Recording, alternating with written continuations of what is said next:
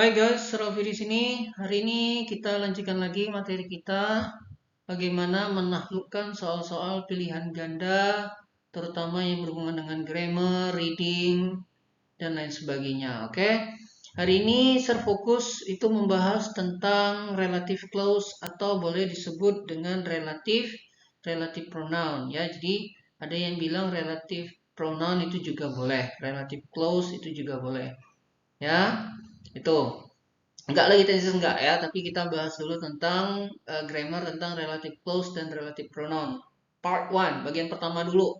Karena di bagian keduanya nanti agak sedikit sulit yang pakai preposition di depannya. Tapi nggak usah dulu dipikirkan, kalian pikirkan ini aja dulu ya. Nah, jadi hari ini kita akan membahas tentang relative clause atau boleh disebut relative pronoun ya. Oke, saya tidak akan menjelaskan definisinya apa dan bedanya apa, tapi pokoknya kalian tahu oh itu soal relative pronoun dan relative clause. Oke? Oke, dah kita mulai aja ya, kita langsung aja ya. Nah, ini trik dari Sir ya. Ini ada trik yang harus kalian ingat dulu, main point yang harus kalian ingat dulu sebelum kalian mengerjakan soal relative pronoun atau relative clause ya. Itu ada 6. Sebenarnya kalau disingkat ini ada 3 cuman ya. Itu yang pertama saya jelasin dulu, ini ada orang plus who atau that plus verb itu sebagai pengganti subjek. Subjek apa? Orang. Kemudian yang kedua ada orang plus whom atau that plus subject plus verb itu sebagai pengganti objek. Objek apa? Orang. Kemudian ada orang plus whose plus noun. Noun itu artinya kata benda ya. Ini kemarin sudah saya jelasin bagian dari nonverbal ditensis ya.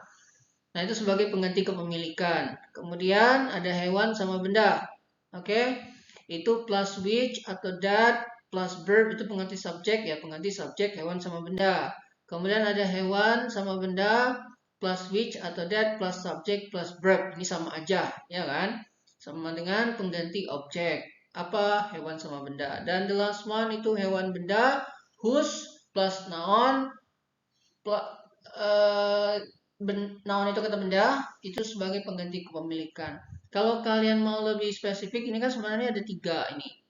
Ini yang who, kemudian whom, whose, which, ya, kemudian which yang ini ya, kemudian whose. Oke, tuh, jadi ada 4, sorry ada 4 ya. Oke. Nah, ini konsep dasarnya, gini guys, ini konsep dasar mengerjakan soal relative pronoun atau relative clause. Kalau kalian sudah paham ini, nanti kedepannya itu baru saya kasih yang nggak lebih sulit ya. Ini baru part 1-nya saja. Oke, bagaimana cara menggunakan trik ini dalam soal? Kita langsung aja ya ke soal ya, biar enak. Nah, ini ada soal guys, perhatiin dulu sini. Nah, ini ada soal. Sekarang pertanyaan nih, bagaimana kalian tahu soal nomor 1 ini?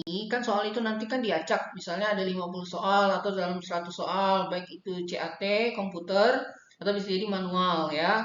Bagi kalian mau ikut tes TOEFL atau ikut tes persiapan akademik Polri, kata dinas, kedinasan, atau untuk pertukaran pelajar ke luar negeri atau mau kuliah S2 gitu ya.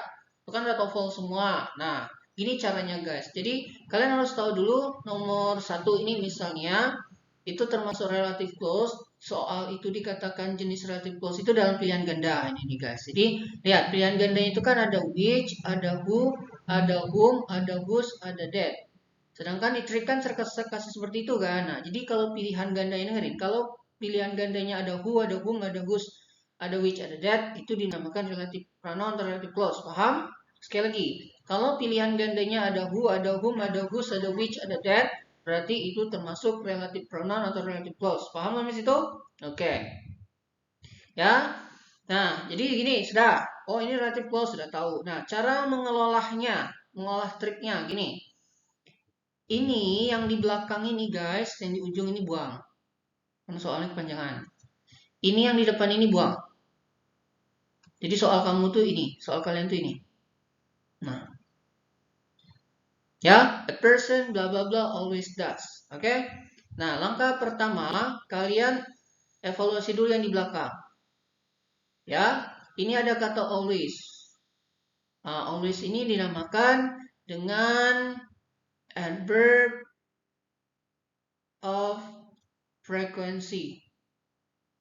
Ya, jadi ini nggak usah, ini dayang-dayang aja. Maksud sertu ini sebagai penghiasnya aja. Kalian fokus di does. Does ini guys, itu termasuk to be auxiliary verb atau kata kerja bantu. Nah, kata kerja bantu di dalam bahasa Inggris itu ini guys. Perhatiin dulu. Itu ada am, ada is, ada are. Oke, kemudian ada do, ada does. Tuh. Itu digunakan dalam apa? Present tense. Ya, ini present. Kita sudah belajar tenses kan? Ada kan di present tense tenses ini kan? Kata kerja bantu ini kan? Ini di nominal, ini di verbal. Kemudian yang kedua itu ada was, ada were. Kemudian ada did. Nah, ini digunakan di mana? Iya, past tense. Kalau kalian nonton video trik mengerjakan soal tenses dan pilihan ganda itu pasti tahu. Kemudian ada lagi guys, itu shall dan will. Nah, ini digunakan dalam present future, ya, present future atau future boleh, atau mau sebut modal juga boleh, nggak apa-apa ya, modal, ya, boleh. Kemudian ada lagi itu should atau would. Nah, ini digunakan dalam past future. Ada yang bilang modal juga nggak masalah, ya. Terus ada lagi can, might, may, dan must. May, must. Nah, ini digunakan dalam bentuk present modal, ya. Tuh. Kemudian ada lagi could, can jadi could, may jadi might, must tetap jadi must, nggak berubah ya. Ini digunakan dalam past modal, ya, P modal, past modal ya maksudnya ya. Nah, ini semua dinamakan dengan to be auxiliary verb, ya, kata kerja bantu ya kalau susah nyebutnya ya. Nah, berarti kan ini kan ada das, ini ada das, berarti dia termasuk verb ini kan. Nah, berarti di sini F, ya, sorry, ini verb. Kemudian di sini ada person. Person tuh orang, hewan atau benda? Iya, orang, manusia kan. Nah, jadi ada verb sama orang. Masukin verb orang. Jadi pakai apa? Who. Di jawabannya mana? Iya, be. Seperti itu. Paham? Bisa? Nah, saya jelasin sekali lagi ya. Ini kan ada soal. Mike is a person blah blah always does his best. Sekarang kan pertanyaannya, kalian tahu dari mana nomor satu itu dikatakan sebagai soal relative pronoun atau relative clause? Dan pilihan ganda. Dan pilihan ganda. Oke, karena pilihan gandanya ada who, ada whom, ada whose, ada which, ada that kan? Oke. Kemudian cara mengolah rumusnya, triknya. Nah, yang di belakang ini tadi kata Sir ini buang. His best ini. Kemudian yang di depan Mike is ini buang. Jadi soal kalian tuh cuma a person always does. A person bla bla bla always does. Nah, always ini itu termasuk adverb frekuensi. Ini sebagai hiasannya aja. Berarti nggak usah dilihat. Jadi ini buang aja ya. Does itu termasuk to be auxiliary verb. Oke, berarti verb ya, does. Oke, berarti V. Kemudian person itu orang, hewan, atau benda? Orang. Berarti verb orang. Berarti verb orang. Pakai apa? Who. Jadi jawabannya B. Jadi seperti itu guys. Ya, ini kuncinya tuh di rumus inilah, di trik ini. Oke, tuh. Bingung? Oke, kita coba ke nomor 2 ya. Ini ada nomor 2 guys. Ya, kalian pertanyaannya sama. Kalian tahu dari mana ini soal relative clause? Iya, dan pilihan ganda kan ada who, ada whom, ada whose, ada which, ada that. Sudah, relative clause. Dah, jalanin aja. Ini kalian buang. Ini kalian buang. Jadi soalnya ini. Nah, tuh. Dah. Ini ada is. Is tadi apa? Iya, to be auxiliary verb. Ya. Oke. Berarti ini termasuk V. Sekarang lihat city. City itu orang, hewan, atau benda? Kota, country, negara. Itu kata gantinya apa? Iya. Ini benda. Sekarang masukin verb benda. Nah, ini nah guys. Verb yang sering karin benda. Jadi pakai apa? Iya, pakai which. Jadi jawabannya mana? C.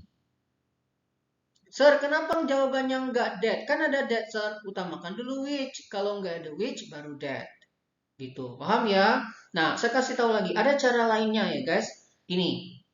Kalau misalnya di sini hewan, untuk relative clause ini ya, plus per benda, plus titik, titik, titik, titik, titik. Gini, kalian tembak aja langsung pakai which. Kalau nggak ada, that. Gitu, guys. Nah, jadi gini. Kita lihat soal lagi. Ini kan city. City itu kan benda. Titik kan sebelahnya kan udah tembak aja. Jadi pakai which. Jadi jawabannya adalah which. Nah, gitu. Boleh seperti itu.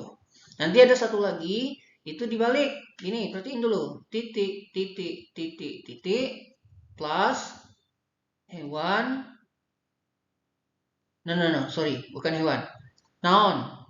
Noun itu kan kata benda kan? Oke. Kata benda. Nah, berarti di sini pakai whose. Nah, ini bentar. Ya, bisa ya? Oke, good.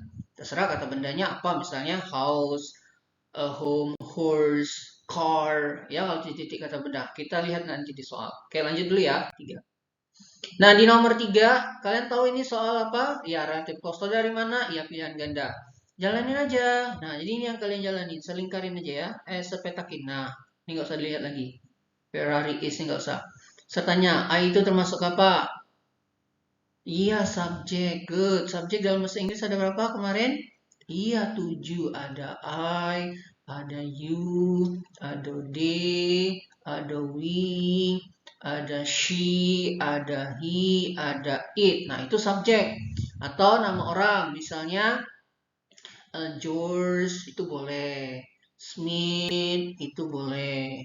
Caroline itu juga boleh. Pokoknya nama orang ya.